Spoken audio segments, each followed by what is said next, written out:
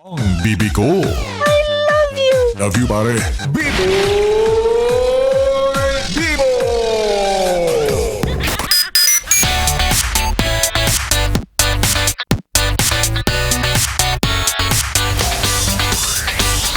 Kapag sinabi ng isang lalaki na graduate na siya sa pambababae, huwag kang matuwa ate.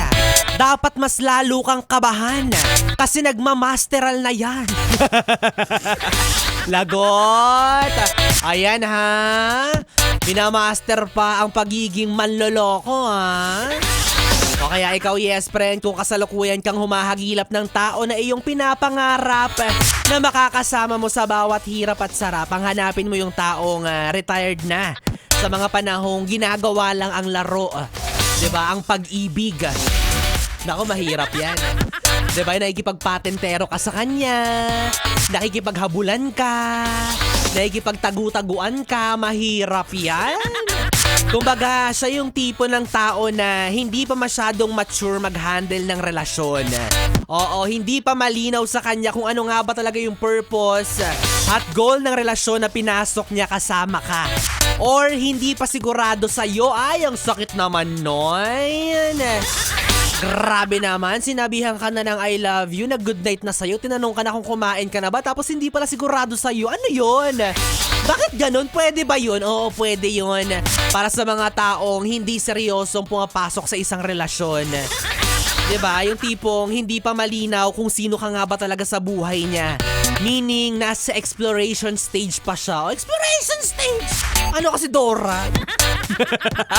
O kaya yes friend ha, siguraduhin mo na mapupunta ka dapat sa isang taong tapat. Oo, isang taong talagang seryosong magmahal. Yung ituturing ang pag-ibig niya sa'yo bilang sagradong bagay hanggang sa iharap ka sa altar. Yes naman! Pag first communion mo na. O marami kasi sa panahon ngayon, 'di ba? Nagjojowa lang for clout. Ayan ha. O ano yung for clout? Yung mema lang, masabi lang na may jowa siya. 'Di ba? Nagjojowa lang para may maipost siya. Ginagawa lang pang display yung jowa niya. 'Di ba? Parang tanga. Wag ganon. Dapat kapag magmamahal ka, yung siguradong sigurado ka talaga. Oo, dahil ang totoong nagmamahal, hindi kailanman paglalaruan ang puso ng taong kanyang minamahal. Sabing ganon? O, diba? Kasi madali lang naman sabihin na, I love you.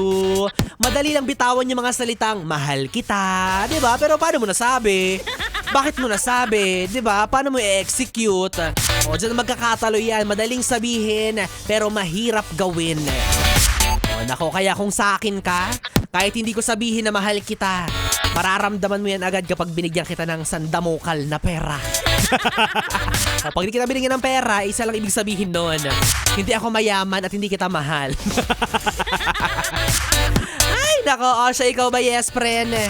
Masasabi mo bang nahanap mo na ang taong habang buhay mong gustong makasama? O baka naman, laruan lang ang tingin mo sa puso niya. Ay nako, ituloy natin mamaya ang usapan tungkol dyan dahil kapiling mo na po ang bibi mo sa radyo. Ako po ang DJ na mabilis bumayo, ang dila sa mikropono. Ako po si DJ B-Boy. B-Boy, Bibo. Magkasama't magkarinigan tayo hanggang mamayang alas 12 para sa ating programang BB Time.